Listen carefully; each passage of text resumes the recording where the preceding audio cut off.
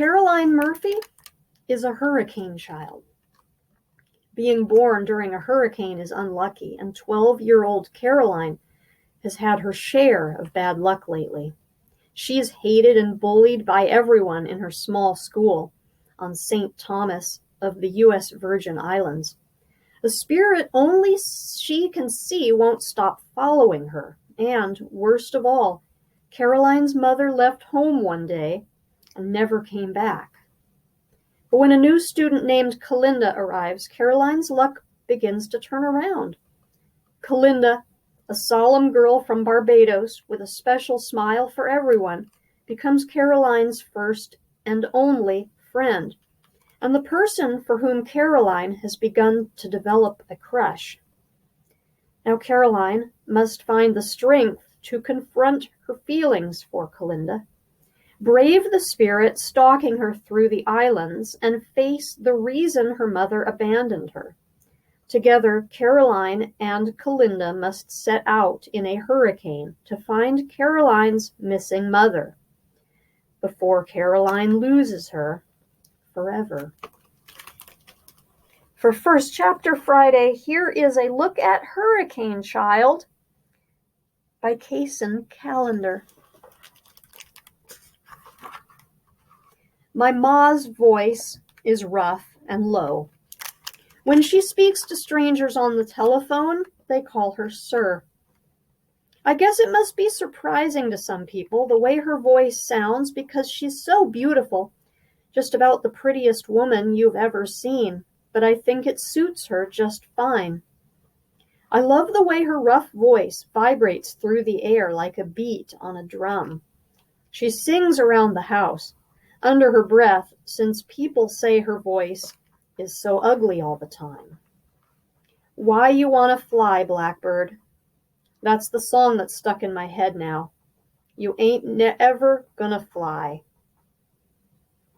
My dad's blue boat is flipped upside down in the backyard, which isn't really a yard, but a grove of dead trees and frogs that won't shut up at night.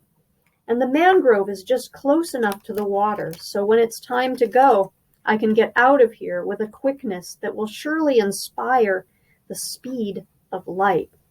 My dad hasn't so much as looked at that boat in exactly 1 year and 3 months, which is the time that our lives revolve around, 1 year and 3 months ago. The boat's ready, and I'm ready, more ready than ever to get off this dumb rock, but I can't leave yet because I don't know where to go. But once I do, I'll leave that second without even a goodbye. So I turn my back on my father's boat and walk through the dead mangrove. Brown water smelling like something besides the trees died. Mosquitoes so thick in the air they might as well be puffs of smoke. Dead palms from coconut trees covering the ground like hairy carcasses. I get to the clearing, to the white road covered with dust and gravel and designs of tire marks, to my dad's house that's right there on the edge of the sea, waiting patiently for the day a wave will come and wash it away. When I was really little, before I started going to school, when I could barely walk without holding my ma's hand, my mom would leave Water Island whenever she needed to go to St. Thomas for groceries and for church, and she always took me with her. The two of us went on a speedboat owned by Mr. Lacana. There was a ferry on the other side of Water Island that could take us to St. Thomas for $10, but Mr. Lacana only charged us $5. He was an Indian man that had come all the way from Tobago, though everyone thought he'd come from Trinidad and called him Mr. Trini. I don't know how Mr. Lacana felt about that, but I would have corrected each and every single one of them.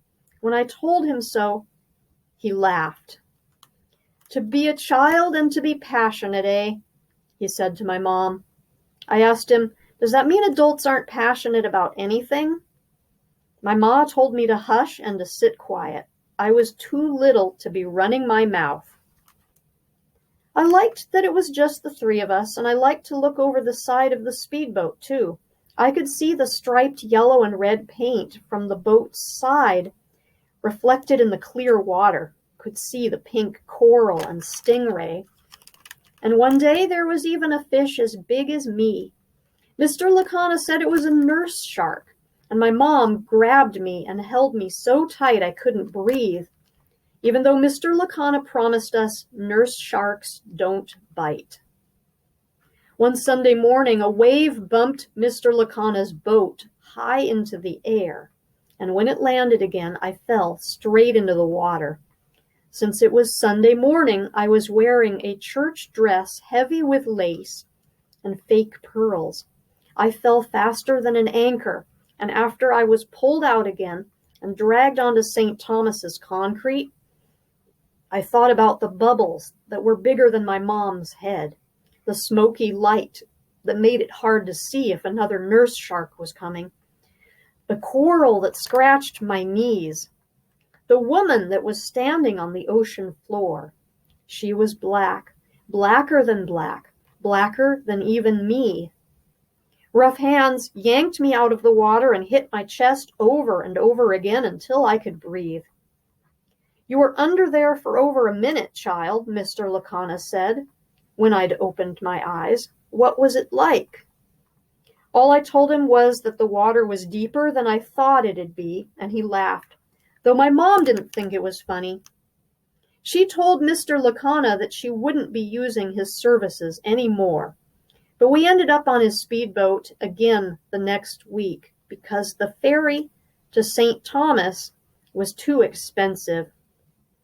My dad and I stay in the same house by ourselves. Neither of us wants to leave in case my mom comes back to find the place empty. The outside of the house is painted blue, and the paint gets big bubbles whenever it rains, so that I can pick and pick and pick at them until they burst, and brown water splashes all down my arm. And there's a pretty little garden with yellow flowers that my mom used to love, but after she left, the flowers have been slowly dying, no matter how much I water them. The house is nice to look at from the ocean, too. I used to look at it from my dad's little blue boat, same one I plan on stealing to find my mother. I don't like the ocean too much after I fell out of Mr. Lacana's speedboat, but with my dad, I always feel safe. He'd take me in his boat so I could see the fishes swimming in the sea. We had to be careful in that boat, though, because sometimes bigger boats carrying tourists would zoom by and almost hit us like a speedboat hitting a manatee. 1 year and 3 months ago, a little while after my mom left, my dad shook me awake and looked at me with such a smile that I thought Jesus Christ himself must have been standing on our doorstep, or that my mom had come back. "Caroline," my dad said, "wake up, Caroline. There's something you need to see." He picked me up, even though by then I was already 11 and could walk just fine.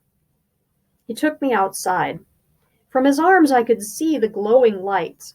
I was scared at first because by then I'd learned in school about how slaves were sometimes dumped off slave ships before they could even make it to the island. I thought the lights were the ghosts of those slaves coming for me because they were jealous that I'd been born free. My dad wasn't scared, though. He said they weren't slaves at all, but were lost jellyfish. Lost because jellyfish never came to Water Island to glow like that.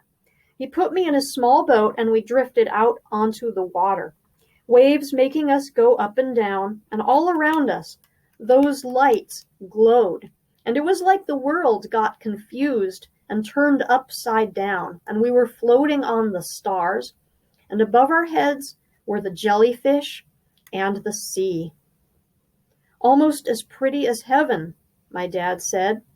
I agreed until I put my hand in the water and got stung so bad I had a rash for days. And this has been a look at Hurricane Child by Kacen Callender.